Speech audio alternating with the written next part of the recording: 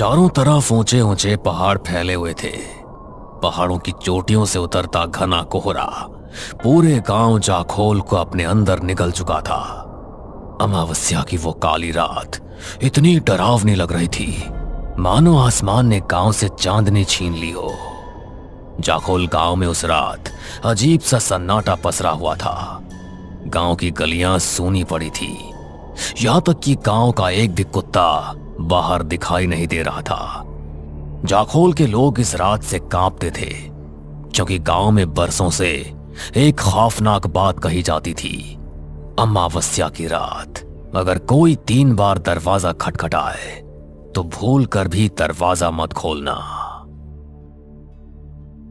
गांव के एक पुराने लकड़ी के घर में लालटेन जल रही थी।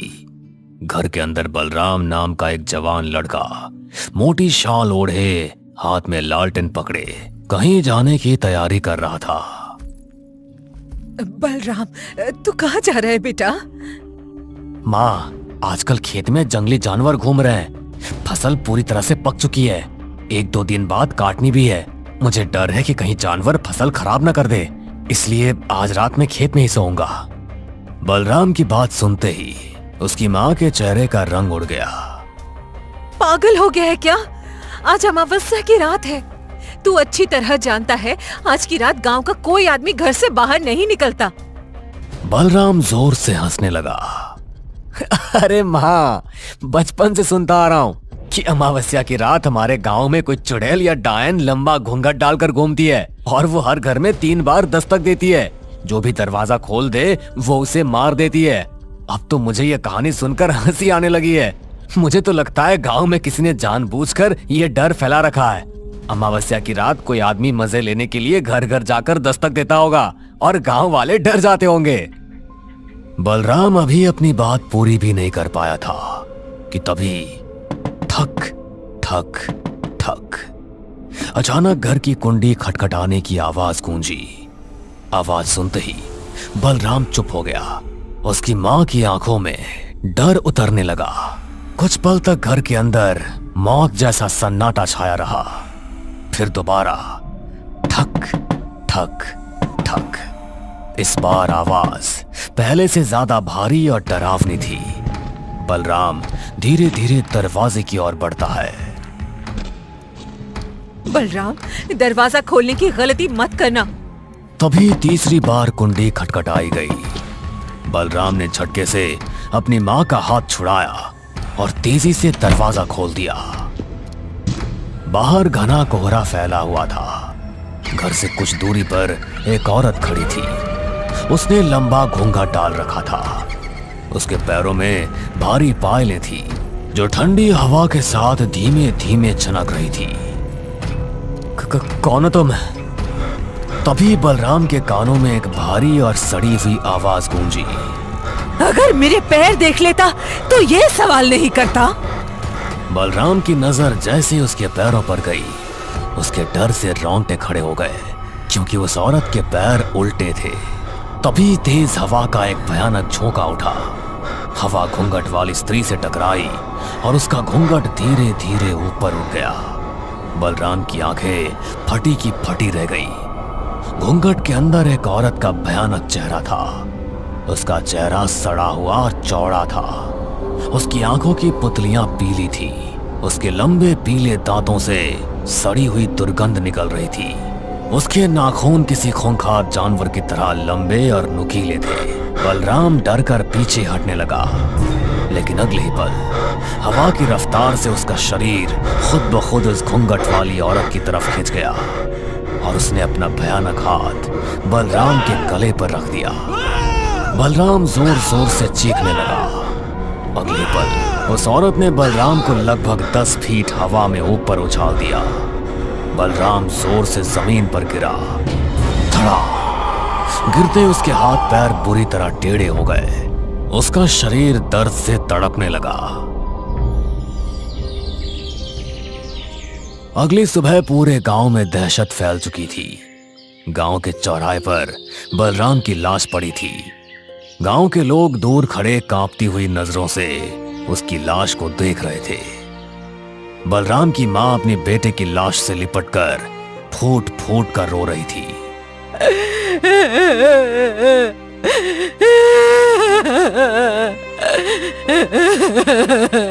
मेरा बेटा, मेरा बलराम। गांव के लोग डर से चुप खड़े थे। कोई भी उसकी आंखों में देखने की हिम्मत नहीं कर पा रहा था।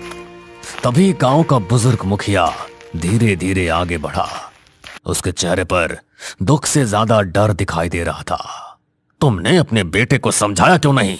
उसे दरवाजा नहीं खोलना चाहिए था। बहुत समझाया था मुखिया जी, लेकिन आजकल की पीढ़ी तो आप जानते ही हैं, बुजुर्गों की बातों को मजाक समझती है। मुखिया ने धीरे धीरे बलराम की लाश की ओर देखा। इसे भी नहीं पता होगा कि अपनी भूल की इतनी बड़ी कीमत चुकानी पड़ेगी। तभी अचानक दूर से मोटरसाइकिल की आवाज सुनाई दी। धड़। गांव के बाहर एक मोटरसाइकिल आकर रुकी। बाइक पर दो लड़के बैठे हुए थे। उनमें से एक लड़का नीचे उतरा और चारों तरफ पसरे मातम को देखकर हैरानी से बोला, यहां क्या हुआ है? गांव का मुखिया उसकी तरफ मुड़ा। कौन हो तुम? जी, मेरा नाम अमित है। मैं और मेरा दोस्त हॉन्टेड प्लेसेस और रहस्यमय जगहों पर वीडियो बनाते हैं। इंटरनेट पर आपके गांव जाखोल के बारे में काफी अजीब बातें सुनने को मिली, इसलिए सबसे पहले हम दोनों यहां जांच करने आए हैं। अगर मामला इंटरेस्टिंग लगा तो बाद में अपनी पूरी टीम लेकर आएंगे। मुखिया की आंखें अचानक गंभीर हो गई। तो फिर इस लाश को देख लो, सब पता चल जाएगा कि जाखोल गांव की डरावनी कथाएं सच है या झूठ। अमित धीरे धीरे बलराम की लाश के पास पहुंचा। जैसे उसकी नजर बलराम के टेढ़े पड़े हाथ पैरों और डर से जमी आंखों पर पड़ी, उसका शरीर कांप उठा। इसे किसने मारा? मुखिया ने डरावनी आवाज में जवाब दिया। उसी ने जो हर अमावस्या की रात हमारे गांव के हर घर के दरवाजे पर 3 बार दस्तक देती है और गलती से अगर कोई दरवाजा खोल दे उसे मार डालती है। अमित की आंखों में डर उतरने लगा। कौन है वो? चुड़ैल है, डायन है या पिशाचिनी, कोई नहीं जानता। बस इतना जानते हैं, उसके पैर उल्टे हैं, उसके नाखून जानवरों जैसे हैं और उसका चेहरा इतना भयानक है कि शब्दों में बताया नहीं जा सकता। अमित के चेहरे का रंग उड़ चुका था। लेकिन आपने कभी ये जानने की कोशिश नहीं की कि आपके गांव में ऐसा क्यों होता है? मुखिया कुछ पल चुप रहा। ठंडी हवा बहने लगी। इसके पीछे 50 साल पुरानी घटना जुड़ी हुई है, लेकिन अभी तुम्हें बताने का सही समय नहीं है। हमारे गांव में गम का माहौल है, यहां से चले जाओ। अमित ने डरे हुए चेहरे से अपने दोस्त की तरफ देखा और अगले ही पल दोनों जल्दी से मोटरसाइकिल पर बैठे और वहां से निकल गए। कुछ देर बाद पूरे गांव के बीच बलराम का अंतिम संस्कार कर दिया गया। लकड़ियों में जलती आग के साथ गांव वालों के चेहरों पर डर और गहरा होता जा रहा था, क्योंकि वे जानते थे अगली अमावस्या फिर आएगी। दूसरी तरफ दिल्ली शहर की चमचमाती रोशनी के बीच पूजा नाम की एक लड़की अपने फ्लैट में बैठी मोबाइल पर वीडियो देखने में व्यस्त थी। मोबाइल की स्क्रीन पर वही यूट्यूबर अमित जाखोल गांव की कहानी बता रहा था। तभी दरवाजा खुला और अंदर आया अतुल। अतुल पूजा का क्लासमेट था, हंसमुख, बेफिक्र और हर चीज का मजाक उड़ाने वाला। अतुल मुस्कुराते हुए पूजा के सामने बैठ गया। अरे आखिर ऐसा क्या देख रही हो मोबाइल पर कि तुम्हें पता ही नहीं चला कि मैं यहाँ आ चुका हूँ? पूजा ने मोबाइल बंद कर दिया। रियली आजकल लोगों को हो क्या गया है? इतनी बकवास वीडियो बनाते हैं और ऊपर से उन पर इतने व्यूज भी आ जाते हैं। अतुल हंस पड़ा। अरे ऐसा क्या देख लिया तुमने? एक यूट्यूबर की वीडियो देख रही थी, जाखोल गांव के बारे में बता रहा था। बोल रहा था कि हर अमावस्या की रात वहाँ कोई औरत गांव के हर घर में 3 बार दस्तक देती है और जो भी दरवाजा खोल देता है अगली सुबह जिंदा नहीं बचता। ये सुनते ही अतुल जोर जोर से हंसने लगा। क्या बकवास है ये? ऐसा लग रहा है जैसे तुम किसी डरावनी फिल्म की कहानी सुना रही हो। तभी वहां आर्यन आ गया। आर्यन एक बेहद शांत, समझदार और गंभीर लड़का था। आर्यन और पूजा एक दूसरे से प्यार करते थे। आर्यन मुस्कुराते हुए दोनों के पास बैठ गया। क्या बात है, किस बात पर इतनी हंसी आ रही है? कुछ नहीं, YouTube पर एक स्टूपिड सी वीडियो देख रही थी। किसी ने जाखोल गांव के बारे में अपलोड किया है। जाखोल गांव का नाम सुनते ही आर्यन के चेहरे की मुस्कान गायब हो गई। उसकी आंखों में अचानक गंभीरता उतर आई। कैसा वीडियो? वही कि गांव में हर अमावस्या की रात कोई चुड़ैल या पिशाचिनी हर घर में 3 बार दस्तक देती है और जो दरवाजा खोल दे उसे मार देती है। और 2 दिन पहले ही उसने गांव की एक लड़की को मार डाला। अतुल फिर हंसने लगा। अरे कितनी अजीब बात है, एक डायन गांव वालों को मार रही है और पुलिस हाथ पर हाथ रखकर बैठी हुई है। लेकिन आर्यन नहीं हंसा। उसका चेहरा डर से सख्त पड़ चुका था। अगले ही पल वो तेजी से वहां से चला गया। पूजा और अतुल एक दूसरे को हैरानी से देखने लगे।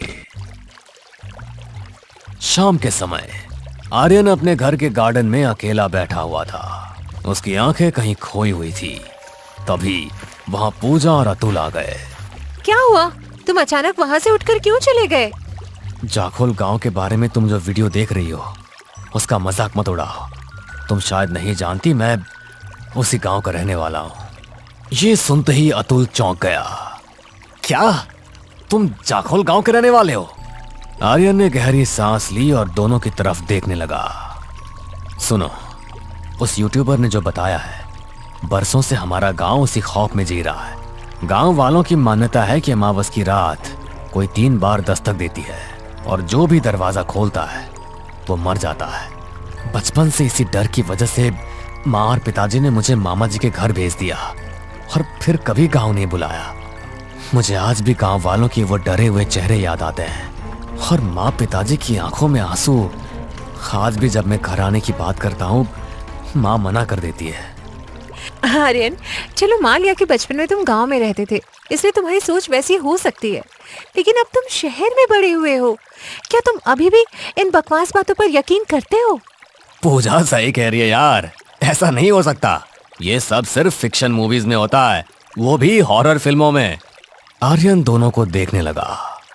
सच कहूं तो मुझे भी समझ नहीं आता कि क्या सच है और क्या झूठ। कभी कभी मुझे भी ये सब बकवास लगता है, लेकिन फिर सोचता हूं अगर ऐसा नहीं है तो माँ पिताजी मुझे गांव आने से क्यों रोकते हैं? उन्होंने मुझे मामा जी के घर क्यों भेज दिया? पूजा गहरी सोच में डूब गई। तुम्हारे सवाल का जवाब तुम्हें अपने गांव जाकर ही मिलेगा। आर्यन चौंक गया। क्या मतलब? अतुल हंस पड़ा। अरे सीधी सी बात है, हम तीनों तेरे गांव चलेंगे। लेकिन मैंने अभी बताया ना, माँ हमेशा मुझे गांव आने से मना करती है। पूजा मुस्कुराई। हाँ, तुम हमेशा उनकी बात मान लेते हो। देखो आर्यन, अगर तुम्हारा मुझसे शादी करने का मूड नहीं है तो साफ साफ बता दो। आर्यन चौंक गया। इसमें हमारी शादी की बात कहाँ से आ गई? बिल्कुल आ गई। तुम कहाँ के रहने वाले हो मुझे पता होना चाहिए। तुम्हारा गांव कैसा है ये भी मुझे पता होना चाहिए। और क्या तुम अपने माँ पिताजी से मुझे मिलवाओगे या शादी में उन्हें बुलाने का कोई प्लान ही नहीं है? अतुल हंस पड़ा। अरे छुट्टियां होने वाली है और मैंने सुना है जाखोल एक पहाड़ी इलाका है। वहाँ बड़े बड़े पहाड़ और हरियाली है, किसी हिल स्टेशन से कम नहीं होगा। आर्यन उन्हें मना करना चाहता था, लेकिन आखिरकार उसे दोनों की बात माननी ही पड़ी। अगले दिन तीनों ट्रेन में बैठकर जाखोल गांव के लिए निकल पड़े। शाम होते होते ट्रेन पहाड़ी इलाकों में पहुंच चुकी थी। ट्रेन घने कोहरे को चीरती हुई धीरे धीरे आगे बढ़ रही थी। खिड़की के बाहर दूर दूर तक फैले देवदार के पेड़ दिखाई दे रहे थे। पहाड़ों से उतरती ठंडी हवा माहौल को और रहस्यमय बना रही थी। हल्का हल्का कोहरा पटरियों के ऊपर तैर रहा था। यार ये जगह तो बहुत खूबसूरत है, यहाँ तो रहने में मजा ही आ जाएगा। अब देखना होगा आर्यन का गांव और उसका घर कैसा होगा। आर्यन हल्का सा मुस्कुराया। स्टेशन से घर ज्यादा दूर नहीं है, हम लोग पैदल ही चलेंगे। तीनों धीरे धीरे गांव की तरफ बढ़ने लगे। रास्ते के दोनों तरफ घने देवदार के पेड़ खड़े थे। पहाड़ों के बीच से गुजरती पतली सड़क पर हल्का हल्का कोहरा फैला हुआ था। दूर पहाड़ों से आती ठंडी हवा शरीर में सिरहन पैदा कर रही थी। पूजा और अतुल आसपास की खूबसूरती को देखकर खुश हो रहे थे। कुछ देर बाद तीनों आर्यन के घर पहुंच गए। आर्यन ने धीरे से दरवाजे की कुंडी खटखटाई। दरवाजा खुला। सामने आर्यन की मां खड़ी थी, लेकिन बेटे को देखकर उनकी आंखों में खुशी नहीं, एक अजीब सी दहशत थी। आर्यन! तभी चारपाई पर बैठे उसके पिता की नजर भी आर्यन पर पड़ी। तुम्हें यहां नहीं आना चाहिए था। ये सुनते ही आर्यन उदास हो गया। मुझे लगा था बरसों बाद घर लौटूंगा तो आप दोनों मुझे देखकर खुश होंगे, लेकिन यहाँ तो आप दोनों के चेहरे उतर गए। माँ, ये पूजा है और ये मेरा दोस्त अतुल। पूजा ने महसूस किया कि आर्यन के माँ पिताजी बहुत ही डरे हुए थे, लेकिन उसने उस समय कुछ भी नहीं कहा। तुम लोग सफर से थक गए होंगे, हाथ मुंह धो लो, मैं खाना लगाती हूँ। कुछ देर बाद सब लोग साथ बैठकर खाना खाने लगे। पहाड़ी खाने की खुशबू पूरे घर में फैली हुई थी। पहाड़ी गांव के खाने की बहुत तारीफ सुनी थी, लेकिन आज पता चला खाना सच में बहुत स्वादिष्ट होता है। तभी आर्यन हल्के से पूजा की तरफ देखकर मुस्कुराया। पूजा, आहिस्ता बोलो, मत भूलो कि तुम इस घर की होने वाली बहू हो। कहीं ऐसा ना हो कि माँ शादी से इनकार कर दे। पूजा हल्का सा मुस्कुरा दी। रात गहराने लगी थी। बाहर पहाड़ों पर फिर कोहरा उतरने लगा था। तभी आर्यन अपनी माँ के पास आया। माँ, मैं दोस्तों को थोड़ा गांव घुमा कर लाता हूँ। ये सुनते ही उसकी माँ डर गई। पागल हो गए हो क्या? कहीं जाने की जरूरत नहीं है। सुबह का इंतजार करो, रात में बाहर मत निकलो, और कल रात बाहर निकलने की सोचो भी मत। पर क्यों? क्योंकि कल अमावस्या की रात है। माहौल अचानक भारी हो गया। आर्यन चुपचाप वापस कमरे में चला गया। अरे यार, सोचा था गांव की ठंडी रात और हवा एंजॉय करेंगे, लेकिन यहाँ तो सब डरे हुए हैं।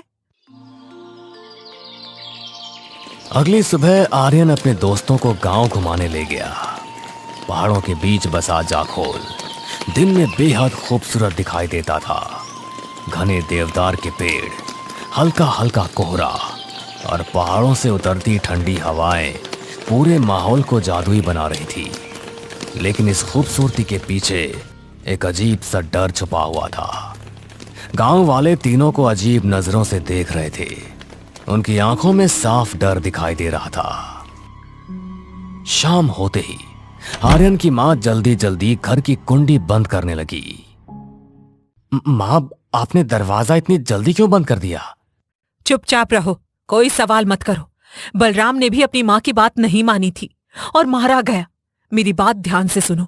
कल सुबह अपने दोस्तों को लेकर शहर वापस चले जाना और फिर कभी यहाँ मत आना। इतना कहकर वो वहां से चली गई। अतुल आर्यन की तरफ देखने लगा, लेकिन उसने कुछ भी नहीं कहा। रात गहरा चुकी थी। बाहर कोहरा और सन्नाटा पहले से ज्यादा डरावना हो चुका था। घर के अंदर तीनों बैठे बातें कर रहे थे। तभी ठक ठक ठक, अचानक दरवाजे पर दस्तक हुई। पूजा चौंक गई। इतनी रात में कौन हो सकता है? फिर दोबारा ठक ठक ठक। इस बार आवाज पहले से भारी था। फिर तीसरी बार ठक ठक ठक। अचानक अतुल के चेहरे का भाव बदल गया। आज दरवाजा खोलकर तुम्हारे गांव वालों का डर खत्म ही कर देते हैं। और वो तेजी से दरवाजे की तरफ बढ़ने लगा। आर्यन की मां कांप उठी। बेटा, दरवाजा मत खोलना। लेकिन अगले ही पल खर, अतुल दरवाजा खोल चुका था। जैसे ही दरवाजा खुला, हवा का भयानक झोंका अंदर घुसा और अतुल का शरीर हवा की रफ्तार से लगभग 4 फुट आगे खींच गया। उसके सामने एक लंबा भूखा डाले औरत खड़ी थी। उसके पैरों में भारी पायलें थी और उसके उल्टे पैर धीरे धीरे मिट्टी पर घिसट रहे थे। पूजा की चीख निकल गई। तभी घूंघट वाली स्त्री की गर्दन धीरे धीरे ऊपर उठी और उसके घूंघट के अंदर से 2 पीली आंखें चमकने लगी।